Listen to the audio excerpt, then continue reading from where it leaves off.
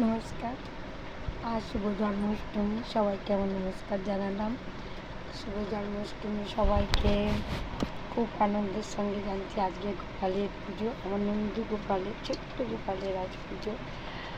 যাদের ঘরে এরকম নন্দু আছে, প্রত্যেকের ঘরেই থাকে, তাদের ঘরে আছে খুব আনন্দ তাদের বাড়িতে, যেহেতু আজকে গোপালকে নিয়ে সবার আনন্দ।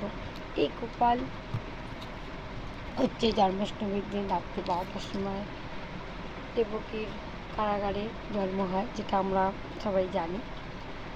তা নন্দরাজ ওইটাকে নিয়ে, বাসুদেব ওইটাকে নিয়ে মাথায় করে তোমার যশোদা মায়ের কাছে দিয়ে আসে। তাই এইটা তো একটা গল্প, আমরা সবাই জানি। যাই হোক, আর কালকে যে আমাদের নন্দুর জন্য কী কী রান্না হবে সবার ঘরে ঘরে, এখন থেকেই যেন আমি গন্ধ পাচ্ছি। সেটা হচ্ছে প্রিয় নারকেল নাড়ু, এরকম নাড়ু নারকেলের। আর কি হবে, আর তো মাখন আছে, মিছরি আছে, তারপরে সব থেকে প্রিয় খাবার হচ্ছে কি, সেটা হচ্ছে তালের বড়া। ও তালের নতুন ভাদ্র মাসের তালের বড়া, ও বন্ধুগুলো এখন থেকেই গন্ধ পাচ্ছে। যাই হোক, কালকে সবার ঘরে ঘরে খাবে, খেয়ে পেটটা মোটা করবে। আর তো ফলমূল আছেই। দেখ, আমিও পুজো করবো কালকে, যে যে পারবে আসবেন আমার বাড়িতে। ছোট্ট করে আমার একটা কুচকি গোপাল আছে, সেই গোপালটাকে নিয়ে আমি কালকে, আজকে গোপালের সব রং টং করে পরিষ্কার টরিষ্কার করে গোপালকে রেখেছি। কালকে সারাদিন আমি উপোস থাকবো, থেকে আমার যতটা পারবো আমি গোপালকে নিজেই করি, সব কিছু একটু একটু করে করে গোপালকে দিই। তা এটা আমি অনেক বছর ধরে করছি, মানে এই কৃষ্ণ পার মধ্যে আমার একটা গল্প আছে। গল্প মানে এটা সত্যি। সেটা হচ্ছে, আমি অনেক দিন আগে একজনকে ব্যায়াম করিয়েছিলাম। সে অসুস্থ ছিল, তা করানোর পর সে ভালো হয়ে যায়। সে তার ঠাকুরঘরটা ছিল দোতলা, বুঝেছেন বন্ধুরা। তা সেই দোতলার উপরে সে থাকতো ঠাকুর ঘরে। এবার একদিন তার পায়ের প্রবলেম হয়, সে নিচের ঘরে থাকতো, দোতলায় উঠতে পারতো না, পুজো করতে পারতো না। তার খুব কষ্ট হতো, কারণ সেখানে গোপাল ছিল, কৃষ্ণ ঠাকুর ছিল, তার আরও অনেক ঠাকুর ছিল। তার নিত্য সেবা দিত গোপালকে, সে দিতে পারতো না। তা সেই মানুষটা খুব কষ্ট পেত। তা আমাকে যেদিন ডাকলো, বললো আমার একটাই কষ্ট, সেটা হচ্ছে আমি দোতলায় উঠতে পারি না, আমার ঠাকুরঘরটা দোতলা, তুমি কি আমার পাটা ভালো করে দিতে পারবে না? তাহলে কিন্তু আমি তোমার চিরকৃতজ্ঞ থাকবো। আমি তখন তাকে বললাম, দেখুন সবই রামকৃষ্ণর ইচ্ছা, আমার যেহেতু উনি দীক্ষিত, তা আমি আমার আপ্রাণ চেষ্টা করব যাতে আপনি ঠাকুরঘরে উঠতে পারেন। আমার যতটুকু শিক্ষা আছে তার উপরে সেটা বেস্ট করে আমি আপনাকে করাবো। এরপর ভগবানের হাত, আমার যতটা শিক্ষা আছে তার উপরে আপনাকে বেস্ট করে আমি ব্যায়াম করাবো বা মাসাজ করাবো। তা উনি 3 মাস আমার কাছে করেছিল কন্টিনিউ। তা 3 মাসে 5 দিন করে ওনাকে আমি সিটিং দিতাম। তো সেই 3 মাস করার পর উনি, বাবা রামকৃষ্ণের দয়া হোক, শ্রীকৃষ্ণের দয়া হোক, উনি দোতলায় পুরো পা টেনে টেনে উনি হাঁটতো, মানে পাটা জাগিয়ে যে সিঁড়িতে উঠবে এরকম পারতো না। যাই হোক, ভগবানের দয়া না থাকলে এগুলো হয় না। আমি তো অক্লান্ত পরিশ্রম করেইছি, তার জন্য সে আমাকে পারিশ্রমিকও দিয়েছে, কিন্তু ভগবানের একটা ইচ্ছা ছিলই যে যাতে সে সেবা করতে পারে। সে উঠতে পেরেছিল। উঠে যখন সে পুজো করলো, ভীষণ আনন্দ পেল। তখন সে আমাকে একটা কৃষ্ণ ঠাকুর গিফট করেছিল। এই থেকে আমার কৃষ্ণ পুজো কিন্তু শুরু। তখন কৃষ্ণ ঠাকুরটা আমাকে দিয়েছে, গিফট করেছে, আমি পুজোর আসনে বসাইনি। আমি তো নিজেই লক্ষ্মী পুজো করি, কোনো ব্রাহ্মণ দিয়ে পুজো টুজো করি না, তাই আমি বসাইনি।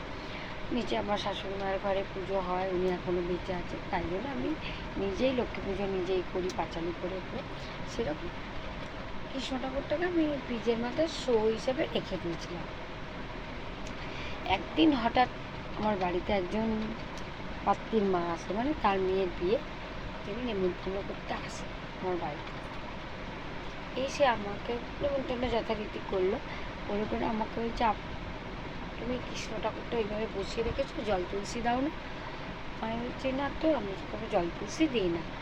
ছি ছি, ওরকম রাখতেন না, কৃষ্ণ ঠাকুরকে জল তুলসী দিতে হয়। ভালো কথা, ওরকম বললো একজন জ্ঞানীগুণী মানুষ। আমি তার পরের দিনেই ঠাকুরটাকে আসনে বসিয়ে রীতিমতো জল তুলসী দিতাম কৃষ্ণ ঠাকুরকে, তখনও গোপাল আনি। তারপরে আমি বাচ্চাদেরকে পড়াতাম বাড়িতে। তো আমার বাচ্চারা একদিন বায়না করলো, আন্টি এবছরে সরস্বতী পুজো করবো। তাই আমি বললাম কর, সবাই মিলে আনন্দ কর, আমি কিছু টাকা দেবো, তোরাও কিছু কিছু দিস, চল করি। বলে পুজো করলাম ধুমধাম করে। তা আমাদের শাশুড়ির নিয়মে নীতি হচ্ছে কি, এবছরের ঠাকুর এবছরেরটা থাকবে, আগের বছরেরটা ভাসান দেবে। তা রীতিমতো সরস্বতী ঠাকুরটাকে আমার ঘরে 1 বছর রাখতে হবে। আশা করা বলে আন্টি ভাবলাম যে না, আমাদের নিয়ম হচ্ছে ঠাকুরটা 1 বছর রাখতে হবে। বলে ঠিক আছে রাখ। এবার আমি ঠাকুরটা রাখবো কোথায়? তখন আমি কী করেছি, কৃষ্ণ ঠাকুরটাকে একটু সরিয়ে দিয়েছি। সরিয়ে দিয়ে আমি সরস্বতী ঠাকুরটাকে বসিয়েছি, কারণ ওইটুকুনি আসন আমার বসাতাম। কিন্তু যখন রাতের বেলা, মানে একদম বাস্তব ঘটনা বলছি, আমার নিজের বাস্তব ঘটনা, কোনো গল্প নয়, কোনো ছন্দ না, কোনো বই থেকে নয়। আমি যখন রাত্রিবেলা ঘুমাতে গেলাম, হঠাৎ ঘুমিয়ে ঘুমিয়ে আমি ঠিক ভোর রাত্রে স্বপ্নটা দেখেছি বন্ধুরা। আমি যখন দেখলাম যে কৃষ্ণ ঠাকুরটা দরজার সামনে, মানে দরজা থেকে বেরোয়নি, পুরো চৌকাঠের সামনে ঠাকুরটা রয়েছে, কৃষ্ণ ঠাকুর দাঁড়িয়ে আছে। আর আমাকে বলছে, তুই যদি আমার ঠিক মতো জায়গায় না বসাস, আমি কিন্তু তোর বাড়ি থেকে চলে যাব। সত্যি বলছি বন্ধুরা, আমি ঘুমিয়ে ঘুমিয়ে দেখলাম পুরো দরজার সামনে, মানে পা বাড়াবে এরম অবস্থা। আমাকে এই কথাটা কানে কানে বলছে, জানো, যে তুই আমার আসনে, আমি যেখানে বসেছিলাম ওখানে বসা, আমাকে কেন সরিয়েছিস? এরকম একটা মানে মানে আভাস এলো যে আমার জায়গাতে আমাকে বসা, আমি চলে যাব না। কী হলো হঠাৎ এরকম স্বপ্ন, তো কোনোদিন আমি দেখি না। দেখলাম কেন? যেহেতু আজকে জন্মাষ্টমী, সেই হিসাবে আমি বলছি বন্ধুরা, এটা বাস্তব। তারপরে আমি বললাম সত্যি তো, আমি তো কালকে ঠাকুরটাকে সরিয়েছিলাম, তো এইরকম বললো। সকালবেলা মুখ টুক দিয়ে বাজ কাপড় ছেড়ে আগে তাকে আমি সরিয়ে ও যেখানে ছিল সেখানে বসালাম। বিশ্বাস করো বন্ধুরা, আর কোনোদিনও কিন্তু আমার এরকম স্বপ্ন বা কিছু আমি দেখিনি। তাহলে কেউ কেউ বলে ভগবান নেই, আমি বিশ্বাস করি ভগবান আছে। আমার যখন কোনো কষ্ট হয় বা দুঃখ হয়, আমি ওকেই জানাই। এবং আমার চোখ দিয়ে জল এসে গেল।